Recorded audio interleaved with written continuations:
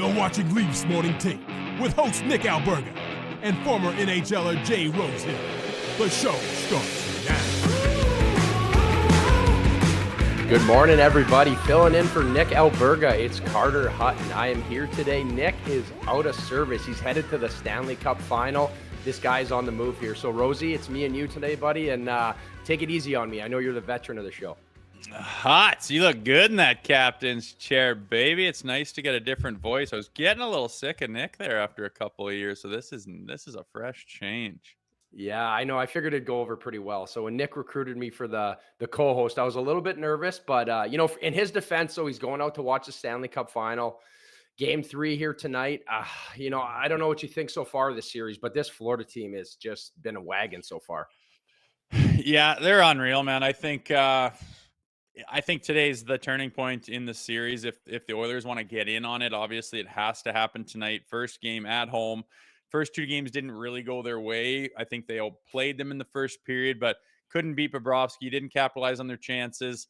And second game, they just didn't really have anything. I think their stars got to show up big tonight. They got to focus on a little bit of defense, but those big boys have got to be going all cylinders right now. It's their one chance. You don't get this chance all the time. And guys like McDavid and Draisaitl and these generational players, like, you don't get a crack at this every year. So tonight is massive. I'm going to be watching front to back. And I, honestly, just for the sake of the league and the game and excitement, I hope they get into this a little bit, get a win tonight, and 2-1 looks a lot different.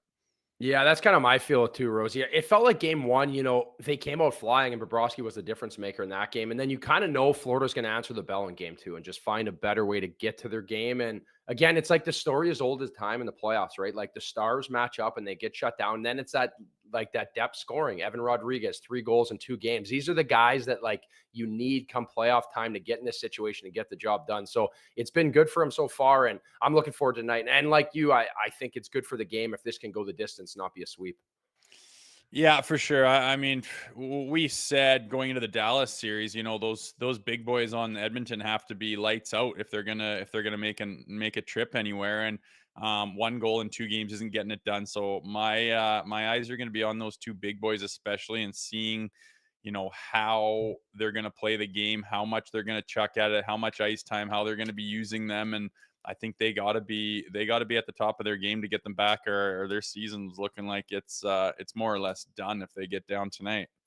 Yeah, I think going down 3 should be over, but it's going to be a matchup. And they say you're never in trouble until you lose a game at home here. So, for those of you viewing in here, let's, at the Leafs Nation 401 on YouTube and Leafs Morning Take, wherever you find your podcast, visit leafsnation.com. And also, this ad is sponsored by Greta. The opening segment is brought to you by Greta Bar YYZ.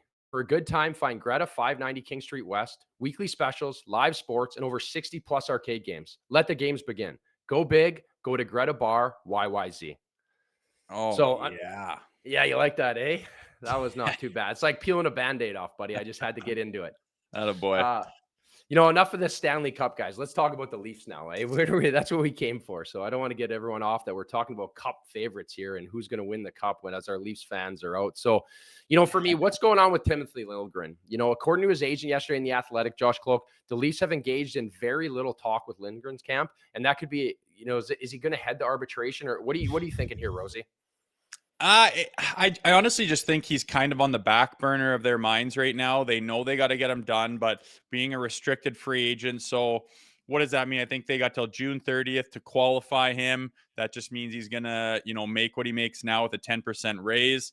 If that doesn't happen by June 30th, then I think the player has until July 5th to file arbitration. And then on the 6th, the team can file arbitration, which happens down the road kind of at the end of July, where, you go to an arbitrator, you're in a boardroom, you walk into the room and your agent is going to tell the arbitrator everything unbelievable about his client, going to show highlight clips, packages, show numbers, show comparables, show why this guy needs a big raise and a big contract. Adversely, in comes the general manager and the cap crunchers and everyone for the team, and they're going to say why this guy isn't worth shit. And they're going to bring in highlight reels or low light reels. They're going to have comparables of bad players. They're going to show mistakes and bad numbers. It's an ugly thing. I haven't been through it, but I've talked to guys that have, and they said it's the biggest pump up in the world by the biggest bring down in the world. And it's a crazy set of emotions. You leave, the arbitrator takes all the information and comes up with what he thinks is fair. I don't think they're going to go there. I just really think that the Leafs want to figure out and get an understanding of what's going to happen with their back end. I think they're going to go shopping for some big boys. And right now to sign Timothy Liljegren, right now we're going to sign you.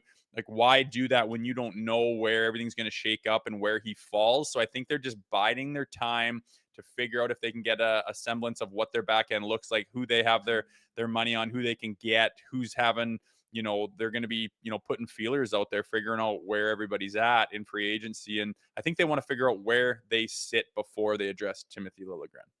Yeah, I think that's a good way to go about it, right? Especially with free agency coming, what chips are going to be in play, where are they at? And, for me, he's a right shot defenseman, right? Which is hard to come by. He's had some good games. He's had some growing pains, but at the same time, I think reassessing where this team is at. And again, I haven't been personally through arbitration, but I played with Linus Allmark who went through it. And, he actually kind of filled me in on the process. And he told me I took a beating during arbitration. They ripped me apart as they were ripping him apart in comparables. And he was nice enough to share that with me. So that was really good for my confidence. And, but that's the way it works right there. It's a business at the end of the day, and they're going to try to pinch guys for money, and they're going to try to build this team.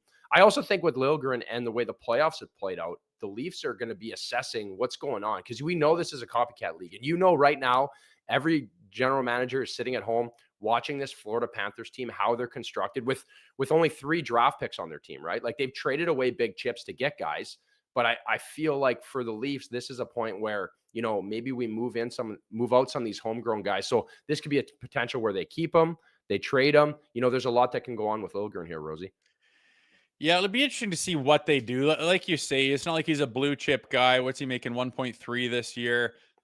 It's not make or break with him. I mean, he has the potential to be, that third pairing guy and to be kind of steady and chip in a little bit and just kind of be that filler guy that can, if he can continue to get better and progress. He's only 25 years old. At, the position of defense, I've always thought and it's always been said, you don't really fully develop in the NHL as a defenseman until about 26, 27 years old. It's a difficult position.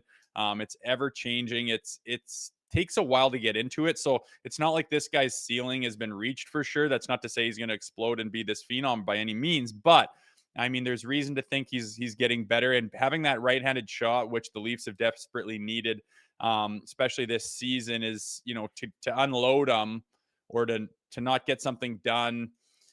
You're just going to go and try to fill that void again. So we'll see what happens. But initially, I just think that if they go and get 2 high-end defensemen July 1, 2, 3, that makes a difference on what they're doing with Liljegren. I think they just want to get a better semblance of what's going on in that department before they address Liljegren. But I have a feeling they're going to get him done and just qualify him and move on with their business. Or sometime, I don't know if it's kind of weird that you got to qualify him by the 30th, but then there's 5 days in between there. I feel like that 5-day in between period, something could get done. Yeah, and I kind of feel that way too. I think steady as it goes, right? Like, I don't think you want to make a rash decision right now. Worst case is you're qualifying for the 10%, and I think you're getting a steal there, which I don't think will happen. Obviously, his camp's going to want more, and there's always that argument side of it. But I think moving forward, he's still a 25-year-old defenseman, and again, there's not many guys that can compete at that level and be that good. It takes a little bit of time and some nurturing, right? Like, you get it, right? You were up front, but like, how much more experience did you gain as you played just throughout the years, right? And I think he's only going to get better. Yeah, and I mean, I have a soft spot for defensemen. I played defense. I was drafted as a defenseman. My first year pro were defense, and it's a difficult position. It's ever evolving with the way the game's played and the rules and the way it's called and the culture of hockey. So it is difficult, and I've always thought, you don't hit your stride until about where Timothy Liljegren is right now. It'll be interesting to see how far apart they are. Like, if his camp wants, like, how much of a boost and how much reason do they have to say, I deserve a whole lot more? I guess we'll see. But I mean, if they're far apart, then arbitration could be in the midst, or else some kind of a deal comes through. You could see the signing of couple of guys or some movement, and that's included in a package deal with a trade that includes Liljegren. I mean, sky's the limit. It's going to be an exciting time of year, I think, especially this year with all the cap room that the Maple Leafs have and what they're able to do in free agency. Yeah, for sure. And staying on that topic a bit about defense and shoring that up, you're looking at the pipes now. We have Joseph Woll, and who would be the piece you think that goes into that combo, right? There's so many options now. Is it like, do they go and get a guy via like trade options? There's lots of guys out, Markstrom, Allmark, Saros, Gustafson. And then inside that free agency market, you have Brossoit, Cam Talbot. Do they stay with Martin Jones? I was actually on the golf course last night here in Thunder Bay, and hit a slice, which is rare. I was on the fifth tee, ended up on the fourth tee, and Mackenzie Blackwood and Matt Murray were playing there too. So there's got three goalies, and we're all in the wrong fairway hitting our balls. So I was bugging the guys. I was bugging the guys after inside at men's night that I was fantasy camp with all the NHL goalies there. They should have been charging, but Murray looks good. He's told me he's healthy. There's options here. I don't know what your feel is with this team. Is it to go get a trade option, or is it to try to find someone in free agency? Well, I should ask you, I don't know, like in my mind, Joseph Woll is like the potential is very high. He could be a standout goaltender. I think he's got the mind, the ability. I think he's got the attitude to be very good. It seems like he's young. He's not incredibly young, but he's, kind of inexperienced and just hitting his stride. So he could stand out and just be the standout in Toronto, or he could get injured in training camp and miss till November and then be ticky-tacky throughout the rest. We don't know what's going to happen. There's question marks. I think if you are thinking this season is going to be somewhere where you take a run, if you want to, be ready to go this season, I think you got to complement him with somebody else. And for some reason, I know some people shoot it down, but Linus Ullmark to be, Swayman took over his position basically in Boston. They are rivals. It sounds like Ullmark's not real happy with the way things have shaken out. I mean, think about it. You won a Vezina last year, and now you don't even play in the playoffs really, and you get your job taken by somebody else. It's a tough spot, but I mean, I know they're rivals and it's in division and all that stuff, but to get him on the Leafs, a guy of his caliber, to me would just make me feel all warm inside, having, two shots at it. You take care of your back end, then, your defense core doesn't have as much pressure on it. He can make that big save, and you can switch hit him and Woll, see what happens throughout the season, and really be short up on the back end. And some people chuckle at that. You look at Saros too. I thought Marner would be a good fit potentially if they made a deal with Nashville, get Saros in return. But I feel like you can't dick around in net. And Woll has potential for sure. And if he stands out and takes the reins, you can reevaluate. But as of now, I just don't think you can say Joseph Woll's our guy. And we are going in that direction and not going to put any safeguards in place. What do you think about, say, Ullmark, for example, with Boston? It's kind of a wild idea, but for some reason, he's just always in the back of my mind. Yeah, no, Rosie, I think that's honestly a great take because, like, Joseph Woll's at a point in his career where he took a big step forward last year and he played some really good minutes and showed that, like, starter upside. But his inability to stay healthy is an absolute crutch, right? Like, knowing the fact of, like, you're going to put all your eggs in that basket. And there is some options here. Like, I like Brossoit. I like Cam Talbot. Martin Jones is who he is, right? He's not really going to do anything. He's serviceable. And that's great in his own right. But, like, you're talking about a Toronto Maple Leafs team that isn't kind of in this win now state, right? So to make a blockbuster deal and go get someone.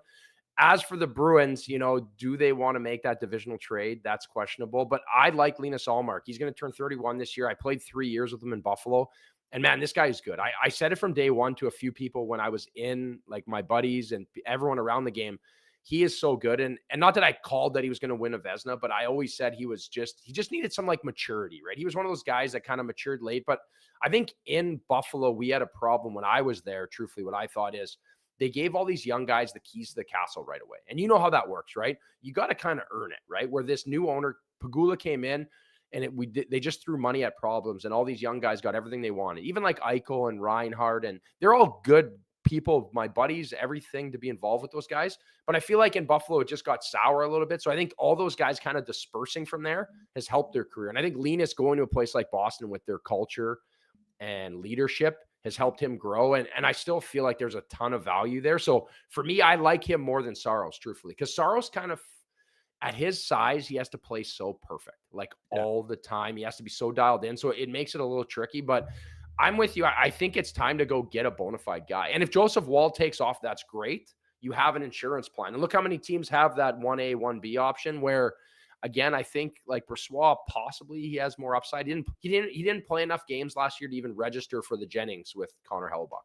So it just shows you like he'd be stepping out of his situation. So I think it's time for the Leafs to go get a guy, in my personal opinion, and at least have two options and see what Woll can do.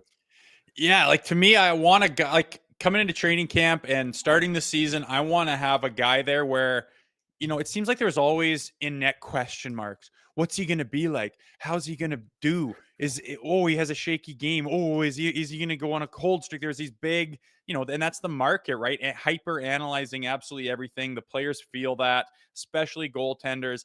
I want a guy who just comes in and they're like, oh, there's the stud. Yeah, that's Mr. Stud. And we don't even talk about him anymore because you just know it's solidified. It's this concrete in the net. We know what he is. We know what he's capable about. We're not picking him apart. We don't have question marks surrounding him all the time. I want that stud back there.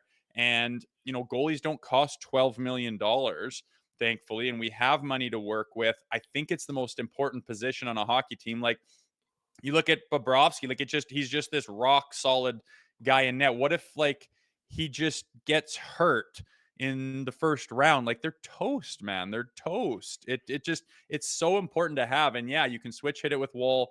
I just want a guy that comes into camp and the media leaves him alone, is just like, well, there's your rock back there, and it's no more question marks. I want solidarity in between the pipes this year. And, I think that'll only help Joseph Woll because you can switch hit it. If he gets hurt, it's not such a factor and it's not such a, a big issue for the Maple Leafs because you've got layers in net. And I just want to see for once the Leafs have a bona fide guy between the pipes. Yeah, I agree with you. And I think the progression of Allmark's career and dealing with, the lows of Buffalo and the highs of Boston and in like a couple tough markets, he's like ready for this step too, right? Like to be in Toronto and deal with it and his maturity and how he handles stuff. And I think for Woll, it'd be nice because, last year at times it felt like Samsonov was out to lunch, right? There was games where, and then all of a sudden Samsonov would be good. So I feel like it would create a little more consistency. And also in that consistency, they're going to need some defensemen. Like Elliot Friedman came out yesterday talking about the Leafs are looking to try to grab 2 defensemen in free agency. Like, who do you think the Leafs should get in free agency? Like, what are you feeling here as you look at the market? Yeah, I mean, the two that were popping up, Pesci, and Walker, I think they could complement the back end a little bit. You got some speed, you got some skill, you got some physicality. Looking at the list here that he came out with, like Montour, I think they're just going to lose to free agency. I think he's going to be that hot topic that everyone wants. He's probably going to win a cup and everyone's going to be fawning over him, and he'll be that big signing on day 1 or 2 type of thing. I don't think the Leafs are going to be involved. Like the price is going to be too high. I think Pesci and Walker, we talked about Walker at the deadline last year. He went elsewhere, but he seems like a guy that could fit well. But just, I don't think Tanev, I don't think Zadorov, I don't think Zadorov, they're going to get their hands on them. I think, they tried at the trade deadline. Didn't work out. I know you're dealing with Calgary, and it's kind of a question mark on how much Treliving can work with Calgary. Is there animosity there? Are they wanting to go back and forth?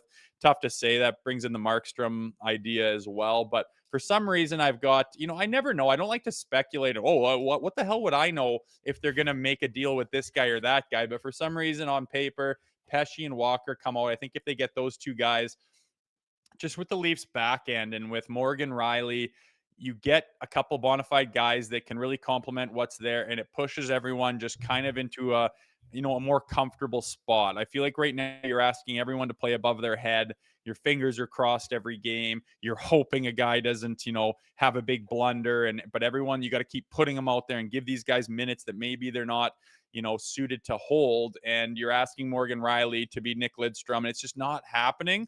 You kind of bring in a couple of big boys and everyone just settles down. And all of a sudden you look at the back end, you're like, ooh, wow, we're solid now. We can give this guy the minutes he wants. We can put this guy in the position that he deserves to be and not ask too much for him and not ask him to play out of his weight class or play in situations that he's not suited for. Everyone's kind of, got their positions filled and their roles filled, and everyone's a little bit more comfortable, and it just seems calmer back there. And I'm looking forward to them hopefully making some kind of a splash and bringing in some bodies that's going to help out their back end, because I really think you do that, then all of a sudden it frees up the forwards to do what they're suited to do. Yeah, I agree. And I think with some of these bigger bodies too, and guys that can play, it's going to be a good compliment for Craig Berube, right? Winning a cup in St. Louis with the guys he played. Like, I was a year removed when they won the cup, and big guy like Jay Bomeister was there, Robert Bertuzzo, Joel Edmondson, Petrangelo. These are guys that can like take a Colton Parayko. These are guys that can take up time and space. So I feel like Berube is used to that, right? So I feel like you can get them playing in the right direction and adding a few pieces. And honestly, for me, I like those guys. Like I feel like it's tricky though, because like the Montour one is a good one. He's obviously played well, but he's going to be the taste of the month when free agency comes around, right? He's in everybody's mind. They just went to the finals last year. They're going to potentially win the cup. And that's where it's like, you don't want to start overpaying for guys. And I just don't think they're going to have the money to do that. I also think bringing back a guy like Joel Edmondson or finding where they can fit like value. And like you said, the key, I think, to defense in the National League is having guys slotted and playing in the right role. Like, you understand that more than anybody. You played a certain role on a team, right? So if you were to overextend it, and certain minutes matter, right? You start playing extra minutes throughout a season or on like a longer stretch, it kind of changes the way you go through a season. So for me, slotting these guys are going to be perfect. But I also think for Tree Living and Berube is being able to give him the guys to, play the way he needs to play. Yeah, and if you look at their back end, like just like say you get two bona fide guys, two studs, you sign them in free agency, you pay a bit of money for them, you win the bidding war, you get them on your roster. Then you start to look at your back end, and whatever those two guys are, they complement Morgan Riley. There's three guys. Then look at Edmondson, McCabe, and Benoit.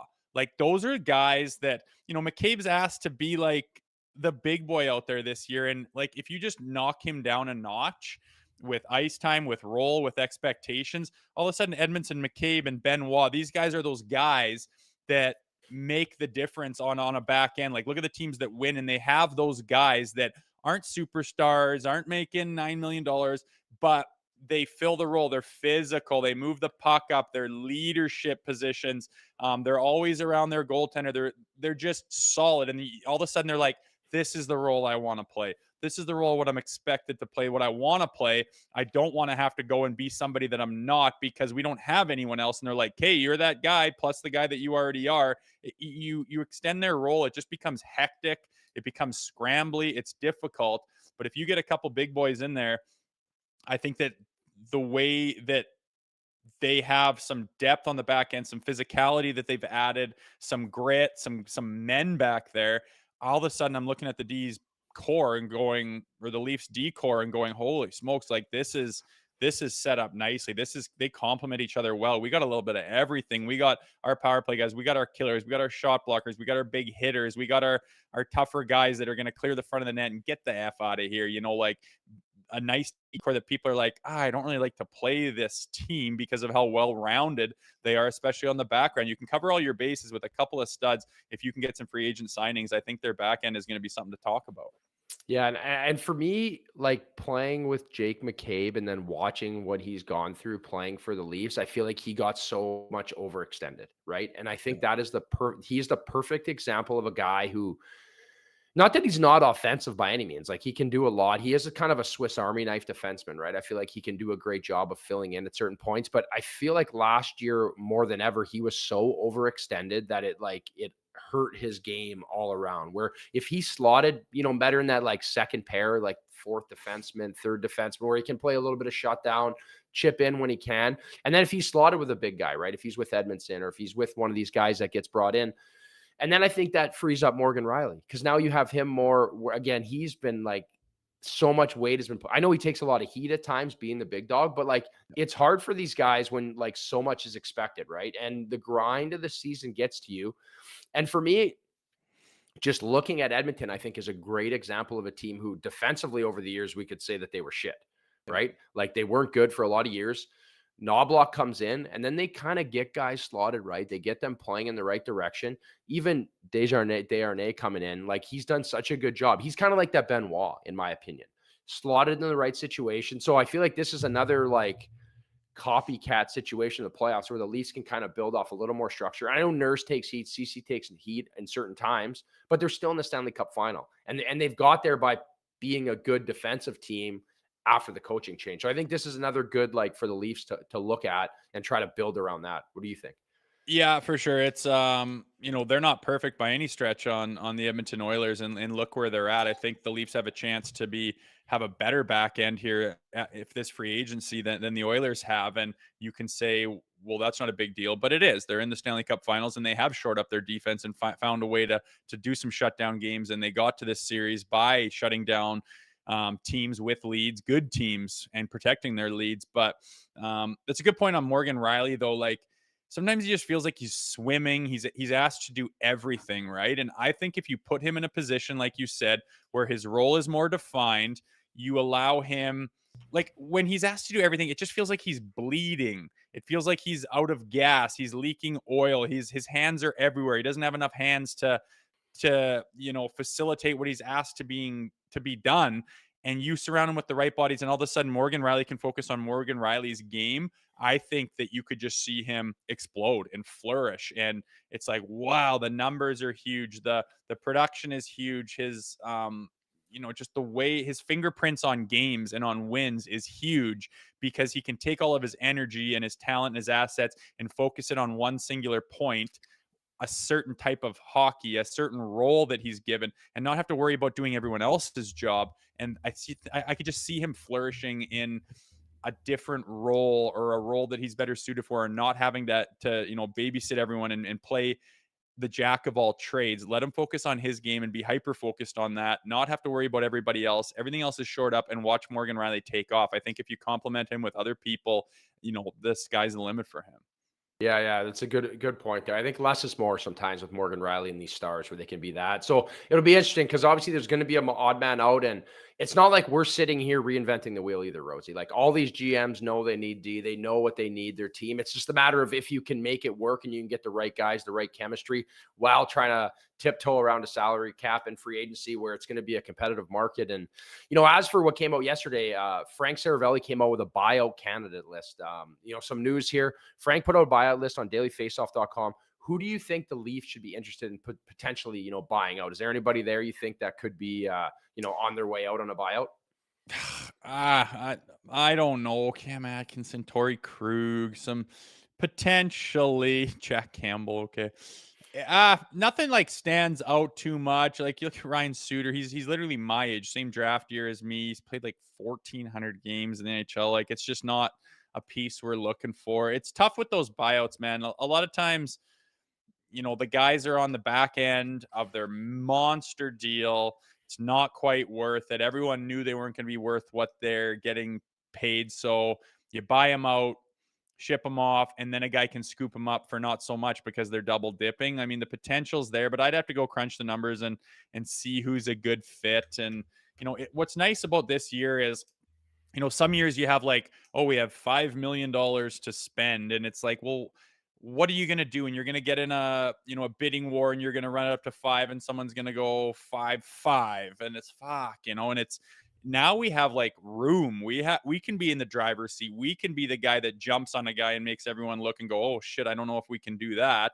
You do your due diligence, you do your homework, you got your Pridhams and the guys that are crunching the cap and saying, no, this works long term.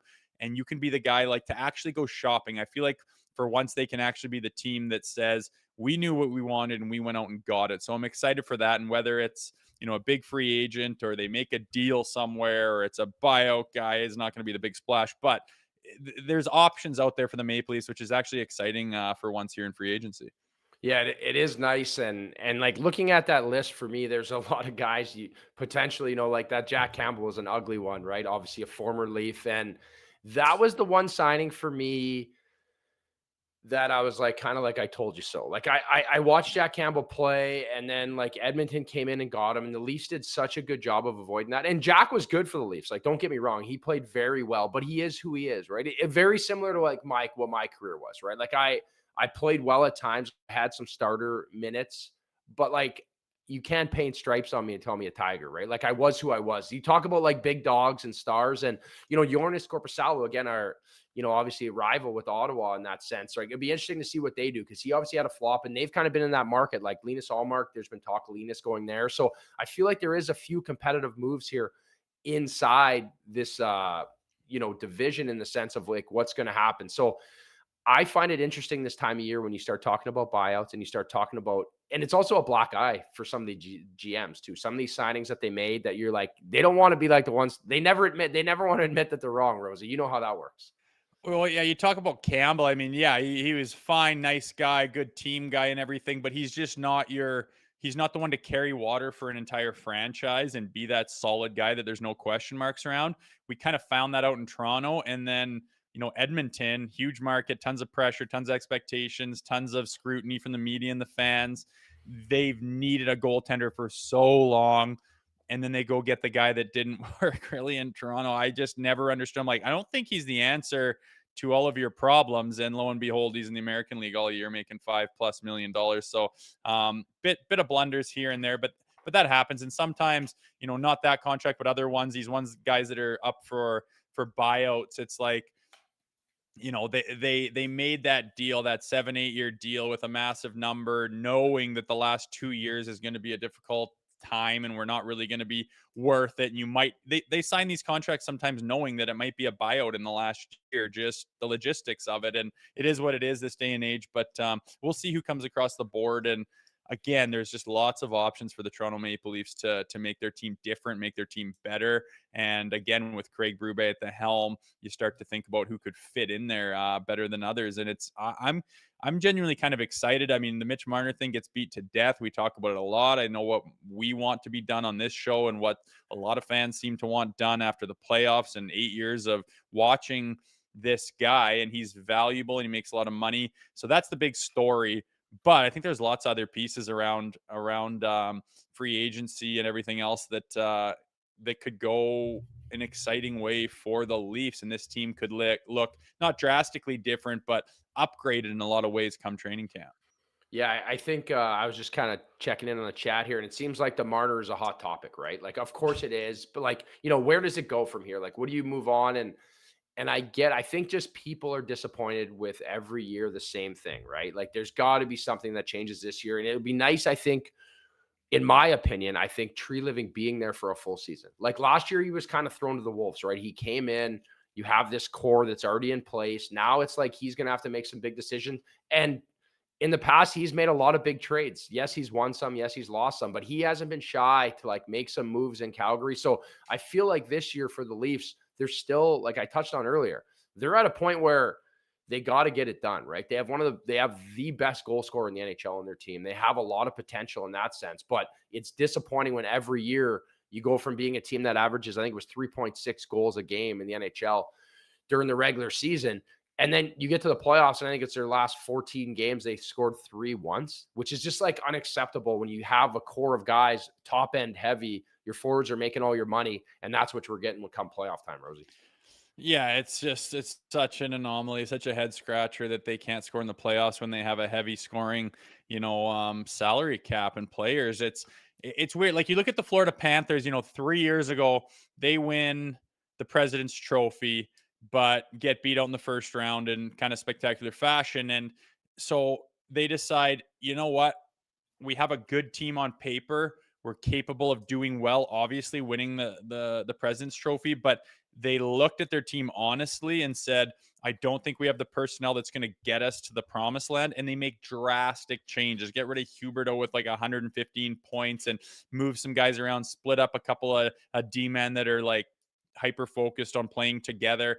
They make a big change, big balls to do that, but they bring in the personnel that they think is going to get it done. And that's what I think of the Leafs and Mitch Marner. Like, it's not like he's valuable. You have to make your team better. You're not just going to give away shit and get gold back. You got to have something that somebody wants. Lots of people would want Mitch Marner. He has good numbers in the regular season. Some would say his playoff points aren't even that bad when you look at the whole body of career of work.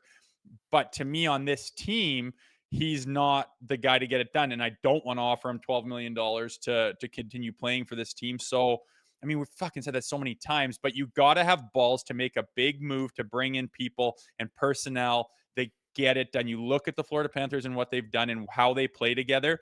Everybody wants that. And I'm sorry, you can't put a whole bunch of super spicy, skilled guys together and get that Florida Panther formula. You can't. And you're committed to Matthews. You're committed to Nylander.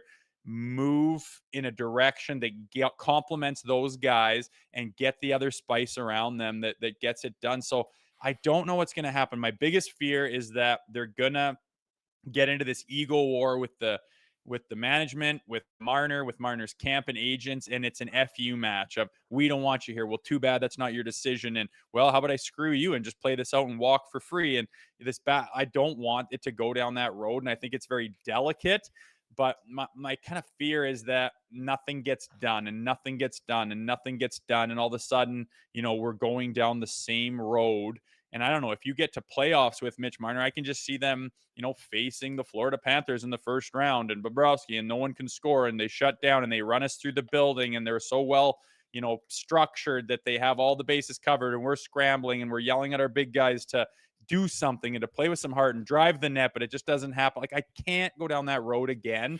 The face of this team and the attitude of this team needs to change. And in order to do that, I think you have to shake up the personnel. Like, once again, it just comes down to that. I think it's the only obvious option to get this team over the hump. You can't just keep trying shit and expecting different results. Yeah, no, I agree with you. I think it's at a point where this running it back is not working. And, I don't know what the play is here, but it's just unacceptable, especially when you look at teams that have made splashes. You look at Florida, how they've been able to grow their team through free agency, through these guys that are, almost kind of like outcasts in a sense, right? Like, they've made a lot of key moves, and you look at their star player, it's their goalie, and it's Barkov. Those are their stars. Like, when you really, at the end of the day, and these are like defensively minded people, right? Where now it's like there's too many cooks in the kitchen when it comes to offense. And, for that's going to be a wrap on us here, buddy. I got the last call with Bet365. It's time for the last call, brought to you by Bet365. Open an account with Bet365 today and bet on a huge range of markets. So whatever your sport, whatever the moment, it's never ordinary at Bet365. So, Rosie, Game 3 in Edmonton against the Florida Panthers. What are you thinking, buddy? Nick's going to be there. I don't know, maybe we'll see him on the Jumbotron or something. I don't know. I hope he has a nice tan there, maybe from his time in Florida. He's traveling around. I'm a little bit jealous, I got to admit. But I mean, I don't like the value on the Oilers right now to be heavy favorites. It's like, I'm not even going to get anything back if they win, if I bet on them. So looking at different props, I think the over in the first period is a good play. I think they're going to come out hot. Everyone's going to be chomping at the bit to make their mark on this game early. Especially the Oilers are going to be chomping at the bit to, produce and to perform, especially their big boys. And for that reason, I got Connor McDavid at 4+ shots as well. I think he's going to be just a weapon out there. Just every bit of talent and effort and everything he's put into his career up to this point kind of culminates to this game. It's the biggest game of his career. I think he's going to be absolutely buzzing and firing pucks on net. Yeah, I like that a lot. I think they're going to come out flying, right? I look for the Oilers to score first. I know there's not a lot of value in that sense of buying them, especially as like favorites, especially a team like Florida who's been so good so far. Yeah. So for me, I don't mind that. I think if you were going to try to find a little maybe extra value, it'd be like trying to figure it out in regulation. The Oilers getting it done early. I like the under too in this game overall. I just don't think Bobrovsky's going to crack, right? Like, when I watch him play, he is just so dialed in. His like emotions are just gone. He just plays and he can reset himself so well. So I just hope it's a good game. I just hope it's a tight one. I wouldn't mind even overtime, something good. So it should be a good matchup. We'll have to keep an eye out on the screen there for Big Nicky, what's going on there. So it's going to be a late one. Where are you? You're in that time zone though, so that's a little earlier. Yeah, it's a little earlier for me. It's kind of nice. It's weird. Usually you got to wait till like 8 o'clock to play out here, but they got it on the right time zone now, so it's exciting. Everyone around Alberta is kind of buzzing. I'm kind of in the middle of Calgary, Edmonton territory, so there's a lot of back and forth, a lot of conversation over what they want to happen around here, but it's good times in Alberta, so I'm excited for tonight. I bet. Yeah, there's a lot of hype even out here in Ontario. I think everybody's watching, especially Canada's, having a Canadian team in there. Connor McDavid is good for the sport. So I'd like to thank Nick for letting me host it here. Rosie, obviously you made it gentle on me, made it easy, buddy. It was good being on. Hey, Hats, good job, buddy. Good working with you. I'm sure it won't be the last time we pull this one, but good job in that captain seat, man. You nailed her. Yeah, I was a little nervous. It's comfy. So for Leafs Morning Take, I'm Carter Hutton. That's Jay Rosehill. Thanks for tuning in. Make sure to check out more of our content right here on the Leafs Nation YouTube page. We got long-form interviews, we got clips, we got epic rants by Jay Rosehill. We simply have it all. And don't forget, you can find out much more at theleafsnation.com. Thanks so much for watching.